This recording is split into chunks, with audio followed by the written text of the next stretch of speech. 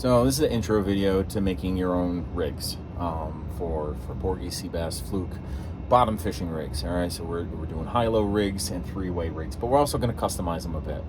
The way this is going to end up playing out is that I'm going to have a whole series of videos linked in the class that I teach that's about this subject. So this is so that way people can be like, okay, I just want to make porgy rigs. What are all the specs on that? I want to make HiLo with a flutter spoon rig for sea bass. You click on that one. Okay, I want to make a three-way rig for fluke, with a big old flutter spoon on there and a hand-tied teaser on there. Yeah, okay, so all that stuff. But here's the video, just kind of going over the materials. Not a ton of materials. I got like two of these like shoebox size like containers. It all fits into one. I've got two just because like I want to be able to flip through it, but it really all fits into one. So let's dig on down. It's not about me, it's about this stuff. So what's in the box? So I've got, honestly, I'll keep 3 different size bait holder hooks. Now, I tend to prefer Gamakatsu brand. I go on eBay and I find whoever the heck it is that's selling these. See, they have like the little barbs on the top of them, a nice wide gap, and a razor sharp tip on there. Honestly, I lose the rigs before they lose their sharpness. And they don't rust. They're black, but they're stainless. They don't rust. That's what we want. Stainless everything. All right. So here's the thing. I go on eBay and I'll buy. So these are like 3/0. I'll type in Gamakatsu bait holder hook and 3/0. So 3/0. That's how I say it. 3/0 hooks. Old timer like me. Not me. I'm not an old timer, but I say it like an old timer. So 3/0. This is like an all-around hook for just about everything. A porgy, a big keeper size for porgy can get its mouth around that. All right, so by using this size, I'm weeding out, and the smaller porgies really can't get their little tiny mouths around that 3/0 size hook.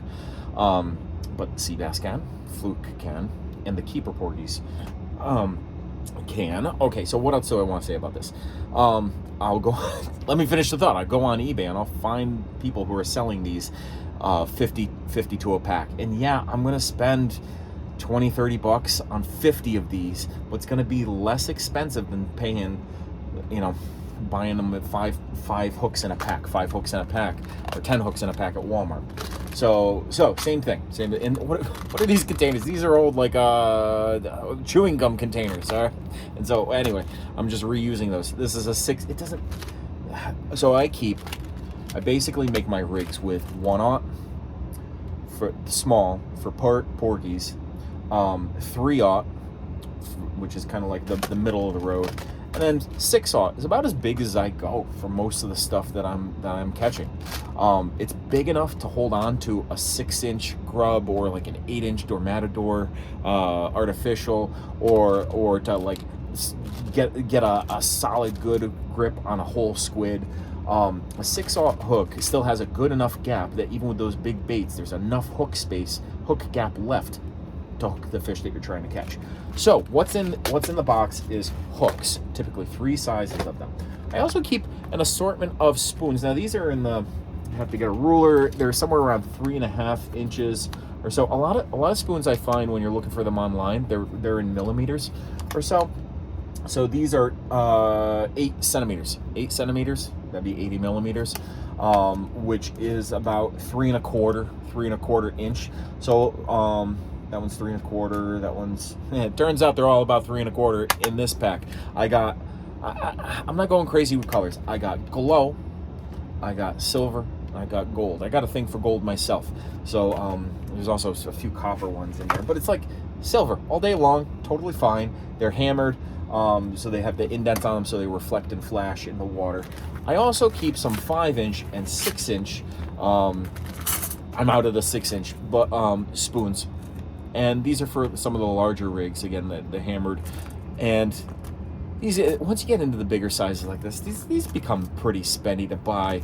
However many are in a pack like that from eBay. That's where I'm like, all right, I'm not going to have a ton of variety of colors. I'm just going to have silver. And you know what? It works well enough. If I need to, I can go out in the shop, hit this with a coat of pink spray paint, maybe some primer, then some spray paint. It's gonna get all dinged up and everything on the bottom of the ocean anyway. But if I wanted to give it a flash of color, that's what Grandpa used to do. He'd hit his plugs, he'd hit his stuff with a coat of spray paint. You could do it too, all right? They don't have to look pretty to catch fish. What else is in here? Barrel swivels. Now, you could go with, I used to go super hard name brands like Spro swivels. Now I don't. These are number 4, 100 quantity barrel swivels. These go at the tops of the rigs. You'll see that later. I keep number 4 duo lock snaps. That size has been a general all-around good size where I'm not putting a giant snap on the end of a spoon to hold it on, and then there's just way more metal and everything. But it's also big enough that I can get my fingers on there and I'm not fiddling around, and it has a good enough pound testage to it. Those are the duo lock snaps. So holding this against my face as a background, both the main opening and the other part open. It duo locks. All right, duo lock snap. So those are in here. Those are made for components of the rig that I want to be able to easily swap in and out. So that might be teasers, and it might also be those. And these are inexpensive. These are less expensive than angler clips. I use these angler clips at the end of my braid to attach to the barrel swivel of the rig that I'm fishing, the HiLo or the whatever I'm fishing. So same thing, Mylar teasers. I'm actually getting away from using these. These are nice. I'm going to show you how to rig with these. They're available, but I tie flies. So I've been just tying a lot of teasers directly on the fly rather than these. Same thing with these like little squids and the glows and everything. I keep these. I got little ones for porgies that are about 5 centimeters.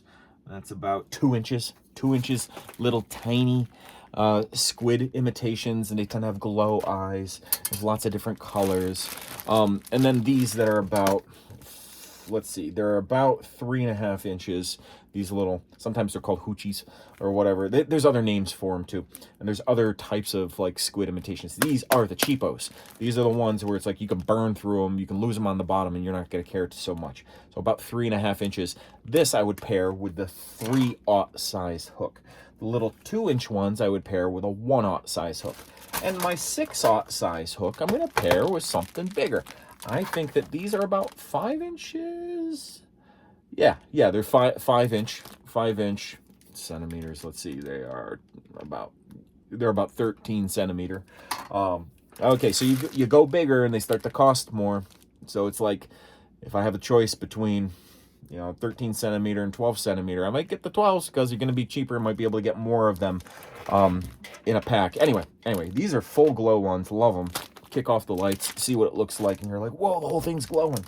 And when you're fishing deep, sometimes you want glow. I honestly, with these large ones, I just kind of keep 2 colors. I keep pink glow, and I keep the white glow. Again, you can find tons of other colors. Keep it simple, stupid is the phrase that comes to mind. I can also, I'll show you with the rigs how you can take one of these Mylar teasers and fit it up and inside one of these little squids. And then when I get this whole little cup here is just old ones that were on other rigs that part of the rig broke off, and so I ain't gonna throw it away. I salvaged that and I'll use it on a rig that I'll build later on, another HiLo rig. I do keep some O'Shaughnessy. These are Mustad 7/0 hooks. These are big, and these are a longer shank. All right, so the gap is just a little bit bigger than the 6/0s. They don't have the barbs on the back of them, so the baits tend to slide off. I've gone away from using these because the baits slide down off of them, and I've loved these Gamakatsu bait holder hooks as my go-to, but I don't know, there's still a part of me that keeps them in here. All right, so if I'm making 3-way rigs, I've got these size number 1 3-way swivels with a duo lock that comes attached. I'll buy a 25 or a 50 pack of them from Amazon. Make sure they're stainless steel. Good to go. Some beads. We'll talk about this. It's kind of optional, kind of not. Depends on where we're using them. I only use them with the purpose of stopping things from sliding down. All right. Dude, and then also, what else do you need? You need some just mono. We're making rigs that are rubbing up against the bottom. Yeah, I could break out the fluorocarbon. Fluorocarbon is more abrasion resistant, but I need to save money. I'm going with nylon monofilament mono, and I'm going from 30 pound. This is right off the shelf at Walmart, or I'll use the big game, whatever. 30 pound to 50 pound. So again, here's my numbers. I'll take 15 or 20 pound, match it with the small porgy rigs. All right. 30 pound or with a 3/0 hook in the middle, 30 and 3, and I'll bump it up to 50 pound, 40, 50 pound foot when I'm doing the 6/0 Gamakatsu. Now there is some research showing that when you use bigger hooks and you use smaller diameter monofilament, it makes it more likely that the monofilament's going to break because of it's having a tough time wrapping and holding around on the hook. All right. So that's why as I jump up hook sizes, I am jumping up monofilament sizes as well. Let's get to the videos of me actually making some rigs. All right, take care.